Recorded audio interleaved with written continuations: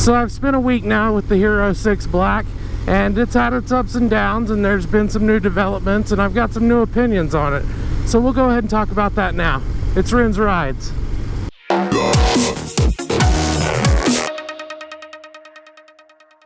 What is up, my dudes? I hope you've all had a great week. I know I have, although it has been a little bit of a tumultuous week with the GoPro Hero 6.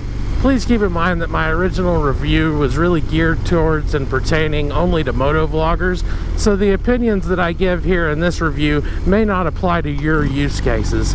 Just keep that in mind. You might notice that I'm filming with the 5 right now, and there's a very good reason for that. I'm going to tell you right off the bat that I am returning the Hero 6 Black. But we'll get into that in a minute. The first thing I want to do is kind of do a summary recap of everything that has gone on, all my opinions. I want to gather them in one place because I do realize that that last video review was a little bit scattershot. To start off, I'll talk about GoPro's claims. So GoPro claims that this camera is able to do 4K at 60 frames per second. That is true, but there's an asterisk on that. It is able to do 4K 60 frames per second, but you can't use any field of view options other than wide, and you cannot use motion stabilization at all at 4K 60 frames per second. 4K at 60 frames per second without motion stabilization is useless in an action camera, in my opinion.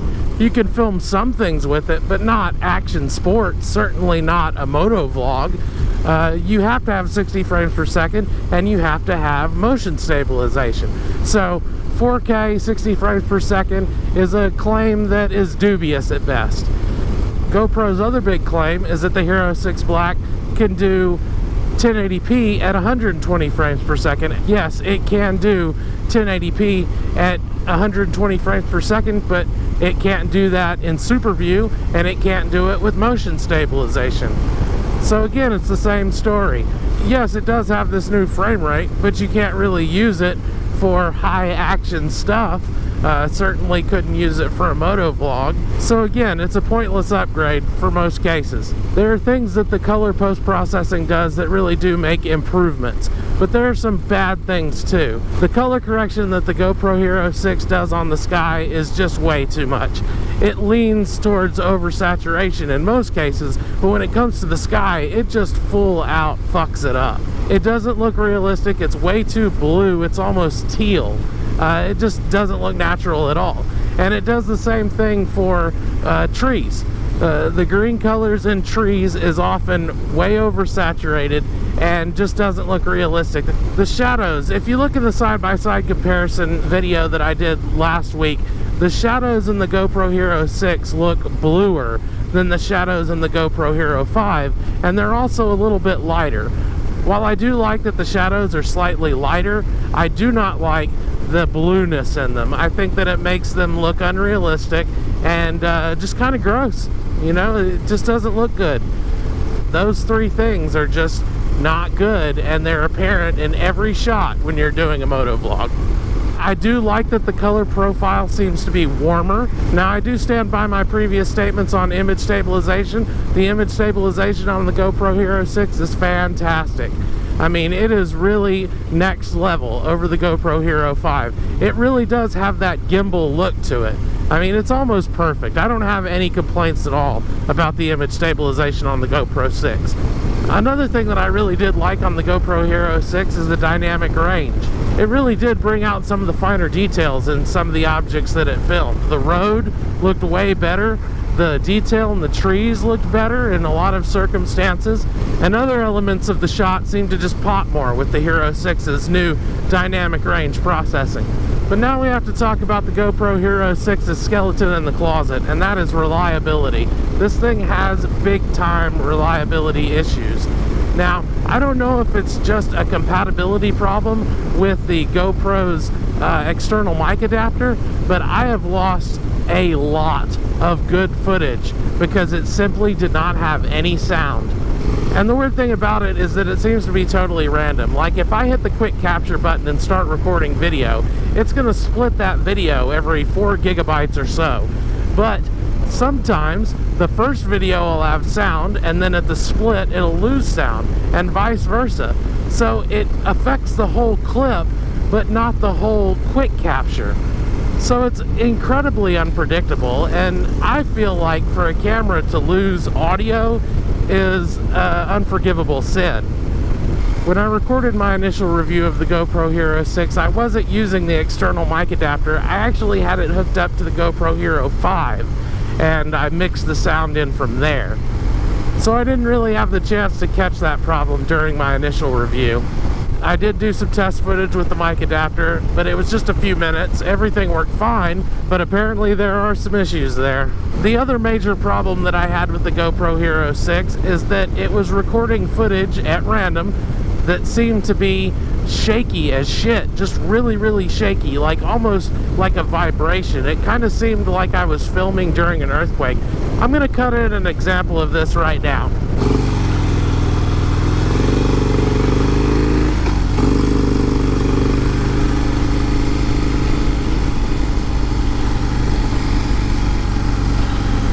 You see what I'm talking about? Just completely useless footage. There's nothing that can be done to fix that, and there's nothing that can be done to even minimize it. That is lost footage. And it doesn't necessarily happen at the same time that the sound happens.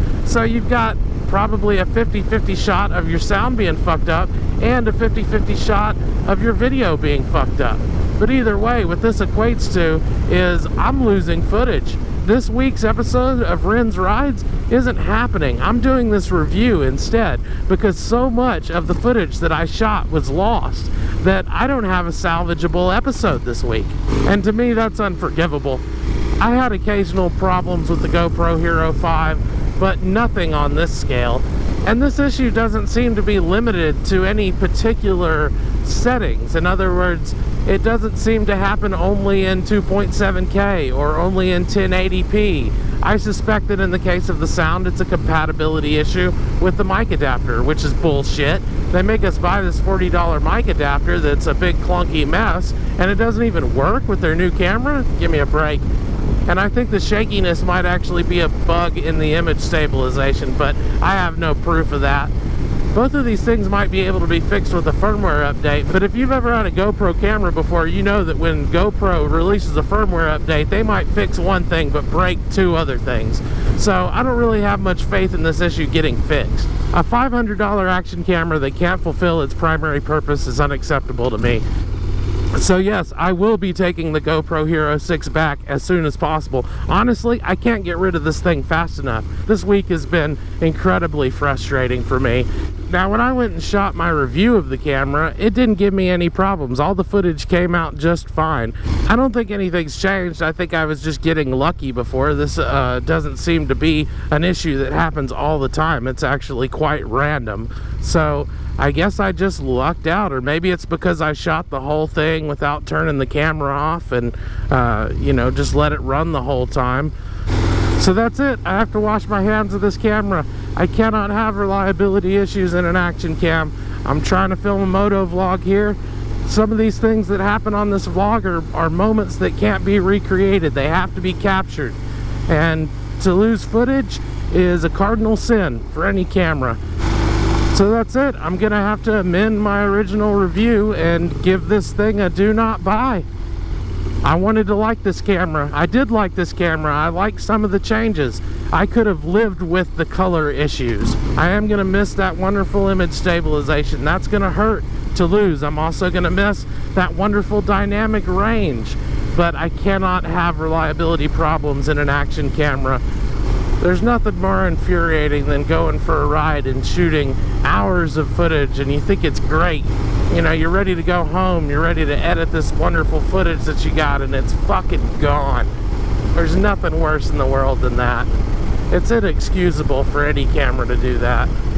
So all in all, my final opinion is that this is an incredibly disappointing release from GoPro, and in a lot of ways it's a complete failure. Now they may be able to fix some of these problems with firmware updates, but I don't really hold out much hope for that given their track record so far. This is a don't buy, guys. If you bought this based on my original review, I apologize.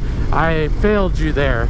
I did briefly discuss the color issues and how I was disappointed with the improvements in frame rate and resolution, but I had no idea that this thing was going to be as unreliable as it turned out to be.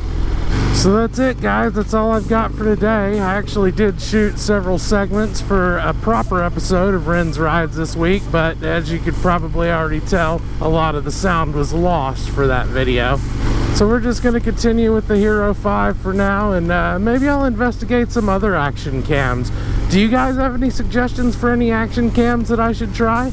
Do you think that given all the issues that I've experienced with the Hero 6 Black, I should keep it? Or do you think I'm right in taking it back? If you've got any other questions, comments, suggestions, or anything you'd like to see on this show, well, just hit me up in the comments below. If you happen to be in the Waco area on Wednesday nights, come on down to King's Landing on Valley Mills. Me and the Oni-chan crew will be hanging out there, testing games and shooting shit. We also live stream all our get-togethers, so I'll put a link in the description below if you want to just watch the stream on Wednesdays. And if you've got a game that you've made that you would like to test out, well, bring it on over, or you can send it to us and we'll check it out on the stream.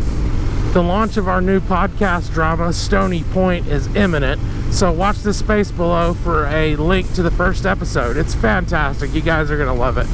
Don't forget to like and subscribe and tell a friend. Thanks for watching. Peace out.